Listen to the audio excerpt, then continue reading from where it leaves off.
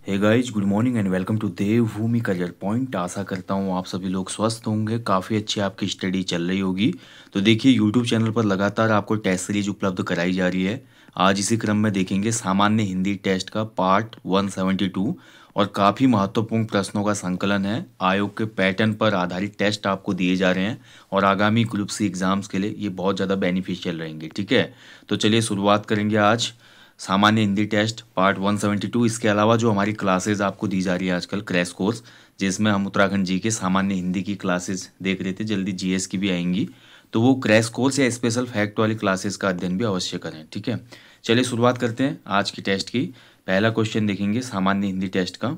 ठीक है, थोड़ा आज देखिए फ़ॉन्ट में थोड़ा प्रॉब्लम है, तो आप लोग एडजस्ट कीजिएगा। पहला क्वेश्चन है, कुमाऊनी गढ़वाली शब्दों में सुमेलित नहीं है। तो एक तरफ कुमाऊनी शब्द हैं, दूसरी तरफ आपका एक तरफ आपका हिंदी है और दूसरी तरफ आपका कुमाऊनी या गढ़वाली शब्द है। ठीक है, तो बताना है आपने कौन सा सुमेलित नहीं है। तो देखिए, नौनी जो होता है, नौनी लड़की को कहा जाता है, सही है। लय का मतलब होता है खून, सही है। डाला का अर्थ भूत, ये गलत हो जाएगा। मूल का अर्थ होता है नीचे। ठीक है, तो डाला जो होता है, देखिए डाला, डाला के अन्य कई अर्थ निकलते हैं। डाला देखिए एक टोकरी जैसी होती है, पर्वतीय अंचलों में उसको भी डाला कहते हैं। या जो पहाड़ी ढलान या उतार या चढ़ाव होता है पहाड़ी, ठीक है, पहाड़ी ढलान या चढ़ाई जो होती है, इसके लिए भी हमारा डाला शब्द यूज किया जाता है। ठीक है, भूत के लिए जो है भैया आपका कुमाऊनी गढ़वाली में मोस्ट पॉपुलर जो वर्ड है वो है मशाण। भूत लग गया बोलते हैं ना, मशांग लग गया बोलते हैं, तो मशांग होता है। सी इसमें सही सुमेलित नहीं है। चलिए आगे बढ़ेंगे। निम्न में कौन सी अल्प प्राण ध्वनि है। तो देखिए, अल्प प्राण महाप्राण कई बार मैं आपको बता चुका हूँ। देखिए, अल्प प्राण ध्वनि या अल्प प्राण व्यंजन वो होते हैं जो भी हमारे पंचवर्ग के वर्ण होते हैं, उसमें पहला, तीसरा और पांचवा वर्ण जो होता है अल्प प्राण होता है, यानी कि जिनके उच्चारण में कम हवा निकले। तो यहाँ पर देखिए, पांचवा वर्ण कौन सा है, तीसरा कौन सा है, फर्स्ट कौन सा है, देख लो आप। तो कोई भी इसमें फर्स्ट और तीसरा तो नहीं है, पांचवा है ण। तो ण इसमें क्या हो जाएगा आपका अल्प प्राण ध्वनि। ठीक है, ध्यान रखेंगे। यानी कि जितने भी पंचमा अक्षर होते हैं वो सभी अल्प प्राण होते हैं, तो पंचमा अक्षर ण है यहाँ पे। आगे बढ़ेंगे। किस शब्द में अनु उपसर्ग नहीं है। तो बताइए, दिए गए विकल्पों में किस में आपका अनु उपसर्ग नहीं है। ठीक है, तो यहाँ पर अगर ध्यान से देखेंगे तो किस में नहीं होगा। तो राइट आंसर जो है क्वेश्चन का, देखिए अनु नहीं, अनु उपसर्ग इसमें लगा है। अनुरित, अनुरित में अनु उपसर्ग है। अन्वेषण भी आपका क्या होता है, अनुधनेषण, इसमें भी आपका अनु उपसर्ग लगा हुआ है। अनुर्वर जो शब्द है इसमें अनु उपसर्ग नहीं है। ठीक है, अनुर्वर में देखिए आपका अनधर उर्वर, अनधन उर्वर हो जाएगा, अनु उपसर्ग है इसमें, ना कि अनु। तो ऑप्शन ए राइट आंसर हो जाएगा इसका। ठीक है, ए हो जाएगा। चलिए आगे बढ़ेंगे। कांजे गरस कांजे बरस, कुमाऊनी कहावत का अर्थ क्या है। ठीक है, तो देखिए, कांजे गरज यानी कि कहाँ जो गरजा, कहाँ जो गरजा और कहाँ जो बरसा, यानी कि बादल पिथौरागढ़ में गरजा और बरस गया नैनीताल में। ठीक है, कहने का मतलब ये है कि जो हमारी मतलब काम जो है उस पर बिल्कुल, मतलब जो काम होना है या जो चीज़ होनी है वो ना हो के कुछ और हो जाना, यानी कि बिल्कुल भी कोऑर्डिनेशन ना होना बीच में। ठीक है, कहने का मतलब कोई भी तालमेल ना होना, मतलब गरज कहीं और रहा था और बरस कहीं और गया। ठीक है, कोऑर्डिनेशन की कमी, यानी कि कोई भी तालमेल ना होना। ठीक है, और कई बार इसका एक अर्थ और निकाल लिया जाता है। देखिए, काजे गरज काजे बरस, मान लीजिए कोई आदमी गुस्सा है, ठीक है, और उसने किसी भी दूसरे पे गुस्सा निकाल दिया, जिससे वो क्रोधित है उस पर ना निकाल के दूसरे पर गुस्सा निकाल दिया। यानी कि इसको हम दूसरे अर्थों में ये भी कह सकते हैं कि किसी का ठीकरा किसी और के सिर पे फोड़ देना। ठीक है, तो ये भी आपका एक अर्थ निकल सकता है इसका। अगला देखिए, भाइयों और बहनों नोट के लिए किसी को वोट मत दो, इस वाक्य में कौन सा कारक है। तो देखिए, भाइयों और बहनों नोट के लिए किसी को वोट मत दो, तो यहाँ पर देखिए आपका क्या हो रहा है, पुकारना या संबोधन। ठीक है, जहाँ पर भी देखिए कोई पुकारता है या संबोधन किया जाता है, संबोधन ही तो किया जा रहा है ना, कोई आदमी बोल रहा है कि भाइयों और बहनों नोट के लिए किसी को वोट मत दो, तो यहाँ पर हो जाएगा आपका डी संबोधन कारक। ठीक है, डी आंसर हो जाएगा। आगे बढ़ेंगे। वर्तनी के रूप से इनमें कौन सा शुद्ध हो जाएगा। ठीक है, तो शुद्ध वर्तनी वाला शब्द बताना है कौन सा हो जाएगा। तो ध्यान से अगर देखते हैं तो शुद्ध हो जाएगा इसमें दुर्निवार, ऑप्शन बी हो जाएगा इसमें दुर्निवार। ठीक है, बी आंसर बिल्कुल सही है। ठीक है, दुर्निवार मतलब निवारण संभव ना हो, जिसका लगे रहे जो। अगला देखिए, शेखर जोशी जी का जन्म किस वर्ष हुआ था। ठीक है, तो शेखर जोशी आपके देखिए कवि परिचय जो आपका दिया है यूपी ट्रिपल एससी ने, उसमें आपका पद्यखंड और गद्यखंड के जो साहित्यकार है उसमें शामिल है शेखर जोशी भी। शेखर जोशी जी का जन्म हुआ था आपका 1932 में, ठीक है। ऑप्शन डी राइट आंसर है। अब आप मेरे को कमेंट बॉक्स में बताएंगे इनका जन्म कहाँ हुआ था, ठीक है। जिसका सही आंसर होगा उसको 8 में दे दूंगा, लाइक कर देंगे उसका कमेंट। तो बताइए शेखर जोशी जी का जन्म कहाँ पे हुआ था। अगला देखिए, निम्न में सुमेलित नहीं है, ठीक है। तो सुमेलित जो नहीं है, विलोम शब्द दिए गए हैं। एक तरफ आपका शब्द है, दूसरी तरफ विलोम, मतलब विलोमों का युग्म है, उसमें कौन सा आपका सही नहीं है। तो अतिथि का जो विलोम होता है आतिथेय होता है, ये बिल्कुल सही है, आतिथेय। आत्मनिर्भर का विलोम होता है परजीवी। आत्मनिर्भर मतलब अपने आप सब कुछ कर लेना, परजीवी मतलब दूसरे पे आश्रित। अर्जन जो है, अर्जन का विलोम होता है आपका व्ययन, दुर्जन नहीं होता, ठीक है, ये गलत हो जाएगा। अर्जन का विलोम होता है व्ययन, यानी कि व्ययन, ठीक है, या त्याग भी कह सकते हैं, अर्जन करना या त्याग करना। अपसरण का विलोम हो जाता है अभिसरण, ये सही है। तो सी आंसर इसमें सही सुमेलित नहीं है, ठीक है। सज्जन का विलोम होता है दुर्जन, इस चीज का ध्यान रखें। दुर्जन जो है किसका विलोम है, तो दुर्जन शब्द होता है आपका सज्जन का विलोम। बोलते हैं ना वो सज्जन है और बोलते हैं वो दुर्जन है। दुर्जन मतलब बुरा, सज्जन मतलब भला आदमी, सीधा। अगला देखिए, चश्मा जादू जिगर किस भाषा के शब्द हैं। तो चश्मा जादू और जिगर दिए गए विकल्पों में अगर ध्यान से देगा तो ये सभी फारसी भाषा के शब्द है। ऑप्शन डी राइट आंसर हो जाएगा, फारसी।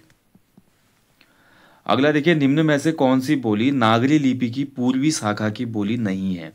तो आपको बताना है कौन सी है। देखिए, नागरी लिपि की पूर्वी शाखा की बोली नहीं है बोल रहा है इसमें, ठीक है। तो नागरी लिपि की पूर्वी शाखा में देखिए बांग्ला आ जाती है, असमिया आ जाती है, मैथिली आ जाते हैं। गुजराती जो है आपका ये नागरी लिपि की पश्चिमी शाखा की बोली है, ठीक है। कौन सी, पश्चिमी। तो बी आंसर इसमें हो जाएगा गुजराती, ठीक है। अब देखिए, नागरी लिपि या देवनागरी लिपि, इसका जो सबसे पहला साक्ष्य मिलता है ना, ये गुजरात के सौराष्ट्र में ही मिलता है, ये ध्यान रखेंगे।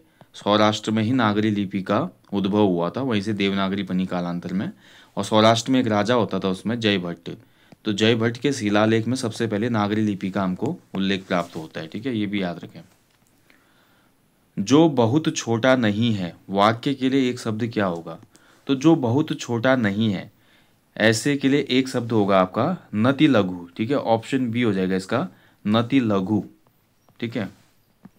आगे बढ़ेंगे, ऑल इंडिया रेडियो की स्थापना कब हुई थी। बहुत अच्छा क्वेश्चन है, देखिए पूछा जाता है। देखिए मैंने आप बोल दिया आपको, आयोग का जो लेटेस्ट पैटर्न चल रहा है ना उस पर आधारित पूरी टेस्ट सीरीज आपको दी जा रही है। क्वेश्चनों का वेरिएशन आप देख सकते हैं, तो इसलिए मैं बोलता हूँ स्किप ना करें इस टेस्ट सीरीज को जो भी आपको दी जा रही है चैनल पे। तो बताइए इसका आंसर।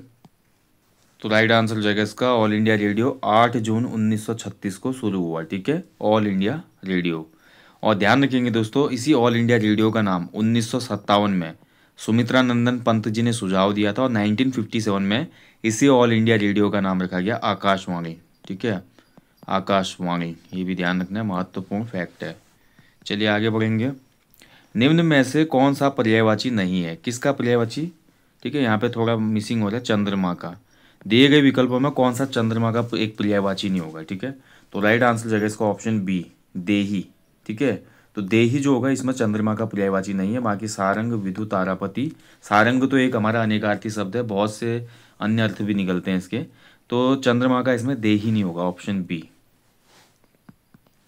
चलिए आगे बढ़ेंगे, मेरा परिवार निम्न में से किस लेखक की रचना है। तो बताइए इनमें से किस लेखक की रचना है मेरा परिवार। तो मेरा जो परिवार है इसको लिखा है किसने, महादेवी वर्मा ने। ऑप्शन ए राइट आंसर हो जाएगा, महादेवी वर्मा की रचना है, ठीक है। महादेवी वर्मा का जन्म कब हुआ था। तो महादेवी वर्मा का जन्म हुआ था 1907 में। ये पूछा है आयोग ने एक बार एग्जाम में, फर्रुखाबाद यूपी में, ठीक है, ध्यान रखेंगे। महादेवी वर्मा जी को क्या कहा जाता है, देखिए आपका महादेवी वर्मा जी को हिंदी के विशाल मंदिर की, ठीक है, सरस्वती कह सकते हैं, ओके। और इसके अलावा इनका एक और नाम है, इनको कहा जाता है आपका आधुनिक मीरा, आधुनिक मीरा भी कहा जाता है, ठीक है। ये दो उपनाम है महादेवी वर्मा जी के, ध्यान रखेंगे, ओके। अभी देखिए, हिंदी के विशाल मंदिर की सरस्वती किसने बोला था, महादेवी वर्मा को। तो हिंदी के विशाल मंदिर की सरस्वती ये उपाधि दी थी महादेवी वर्मा को निराला जी ने, सूर्यकांत त्रिपाठी निराला जी ने, ठीक है। आयोग देखिए बहुत डेप्थ में आजकल क्वेश्चन पूछ रहा है, तो सब फैक्ट आपको पता होना चाहिए, ठीक है। इसके अलावा महादेवी वर्मा जो है छायावाद के 4 स्तंभों में एक है। 4 स्तंभ है ना छायावाद के, कौन कौन है? जयशंकर प्रसाद, सुमित्रा नंदन पंत, सूर्यकांत त्रिपाठी निराला और चौथा महादेवी वर्मा, ठीक है। आगे बढ़ेंगे। इकली पराणी यतुक धाणी, ठीक है।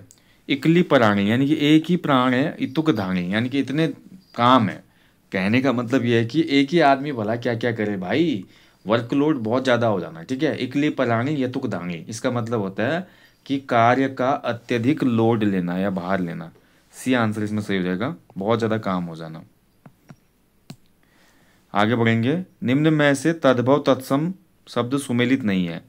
तो एक तरफ तद्भव है, दूसरी तरफ उसका तत्सम है, तो बताना है कौन सा इसमें आपका सही सुमेलित नहीं है। ऊंचा जो है, ऊंचा का तत्सम होता है उच्च, ए सही है। कुंजी का तत्सम आपका कूट, गलत हो जाएगा। कपास का तत्सम करपास होता है, बिल्कुल सही है। कपड़े का तत्सम करपट होता है, सही है। कुंजी जो होता है, कुंजी का तत्सम जो होता है ना, संस्कृत से आए जो शब्द हैं, ठीक है। कुंजिका, कुंजिका, ठीक है, ध्यान रखेंगे। तो कुंजी का तत्सम होता है कुंजिका, और तत्सम शब्द आप सभी को पता है, ऐसे शब्द जो हमने संस्कृत से ज्यों के त्यों हिंदी में प्रयोग किए हैं उन्हीं को तत्सम कहा जाता है। अगला देखिए। यह जीवन क्या है निर्झर है, इस वाक्य में प्रयुक्त अलंकार कौन सा है, बताइए। अलंकार देखिए बहुत महत्वपूर्ण टॉपिक है, एक क्वेश्चन पक्का आपका आयोग पूछता है हर एग्जाम में, और अलंकार को बहुत ध्यान से आपने समझना है, ठीक है। ऐसा नहीं कि रटने से काम चल जाएगा, क्योंकि आजकल आयोग कुछ अलग क्वेश्चन इसमें बनाने लगा है। पहले तो वही आ जाते थे रिपीटेड क्वेश्चन या ऐसे प्रश्न जो बार बार हिंदी के सेक्शन में अन्य एग्जामों में भी पूछे जाते हैं, बट आजकल कुछ नई नई चीज़ें दे रहा है आयोग, ठीक है। तो यह जीवन क्या है निर्झर है, तो यहाँ पर क्या देखिए हो जाएगा आपका रूपक अलंकार। सी आंसर इसमें सही हो जाएगा, रूपक अलंकार। देखिए रूपक अलंकार में आपने पढ़ा है, रूपक अलंकार में किसी वस्तु या व्यक्ति का ऐसा वर्णन होता है जिसमें किसी दूसरी वस्तु या व्यक्ति के समान प्रस्तुत किया जाता है। जैसे यहाँ पे बोला कि यह जीवन क्या है निर्झर है, ठीक है। ऐसे और अन्य एग्जाम्पल की मैं बात करूँ रूपक अलंकार के जो एग्जाम में पूछे जाते हैं, एक पूछता है अंबर पनघट में डुबो रही तारा घट उषा नगरी, ठीक है। तो ये वाला कई बार पूछता है, आपको पता होना चाहिए इसमें रूपक अलंकार है। इसके अलावा वह तो चाँद है मेरे दिल का, ठीक है। वह क्या है, चाँद है, किसका, मेरे दिल का। तो यहाँ पर देखिए किसी व्यक्ति के सौंदर्य या शुद्धता को सीधे चाँद कह दिया गया है।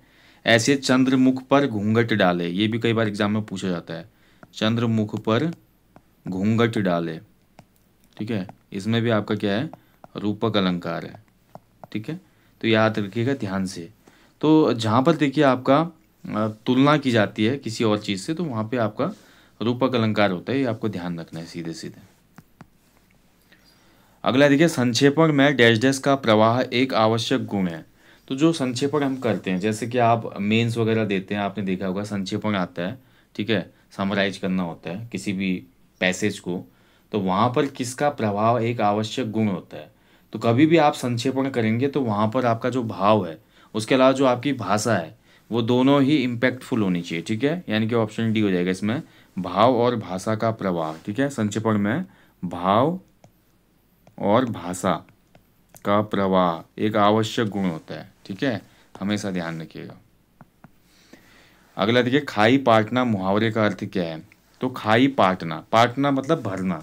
अब कोई खाई हुई है उसको भरा जा रहा है तो क्या होगा, यानी कि समझौता करना, ठीक है। खाई पाटना का मतलब होता है कॉम्प्रोमाइज करना। ऑप्शन ए राइट आंसर हो जाएगा इसका, समझौता करना। चलिए लास्ट क्वेश्चन है। निम्न में से किस शब्द में विसर्ग संधि है। तो बताइए कौन सा शब्द है जिसमें विसर्ग संधि है। सदैव, सदा धनैव, ठीक है, सदैव कौन सी संधि हो जाएगी, वृद्धि संधि। गिरीश, गिरी धनीश, कौन सी संधि हो जाएगी इसमें, दीर्घ संधि, ठीक है, इसमें वृद्धि संधि। निष्कर्म, निहधन कर्म, ठीक है, निहधन कर्म, तो क्या पूछ रहा है, विसर्ग संधि, तो इसमें हो जाएगी विसर्ग संधि, ठीक है। संयोग, समधन योग, ठीक है, तो यहाँ पे हो जाएगा क्या, व्यंजन संधि, व्यंजनों का मेल हो रहा है ना। तो यहाँ पर सी आंसर जो हो जाएगा निष्कर्म, इसमें आपका विसर्ग संधि है, ठीक है। चलिए तो दोस्तों ये था सामान्य हिंदी टेस्ट। फटाफट आज टेस्ट हमने समाप्त किया। देखिए और आयोग के लेटेस्ट पैटर्न पर एक टेस्ट है, बिल्कुल भी स्किप ना करें, जो भी टेस्ट आपको दिए जा रहे हैं यूट्यूब चैनल पे, बहुत ज़्यादा हेल्प आपको मिलेगी जब आप एग्ज़ाम हॉल में बैठ के इन प्रश्नों को सेम टू सेम देखेंगे ना प्रश्न पत्र में, तब आपको रियलाइज़ होगा कि आपने बहुत अच्छी प्रैक्टिस की और फ़ायदा हुआ है। ठीक है, इसलिए स्किप ना करें कोई भी सेशन को। बाकी देखिए, paid test series application store पे चल रही है 50+ evergreen UP triple S C वाली, उसमें भी सेम पैटर्न पर ही क्वेश्चन कराए गए हैं। ठीक है, और वो बाइलिंगुअल भी है, यानी कि हिंदी इंग्लिश दोनों में होगी, तो आप सभी लोगों के लिए बहुत बेनिफिशियल है ये 50+ full length evergreen test series group C के पैटर्न पर, और साथ ही इसकी वैलिडिटी 1 साल की है। ये अच्छा इसमें बेनिफिट है आपको। चलिए, बाकी मिलते हैं जल्दी नेक्स्ट सेशन में। अपना ध्यान रखिएगा, हमेशा की तरह बोलूँगा अपने जीवन में एक पेड़ अवश्य लगाएं और लोगों को भी अवेयर करें। Thank you for watching guys, बने रहिएगा आपके अपने चैनल देवभूमि करियर पॉइंट के साथ। जल्दी मुलाकात होगी। जय हिंद, जय देवभूमि।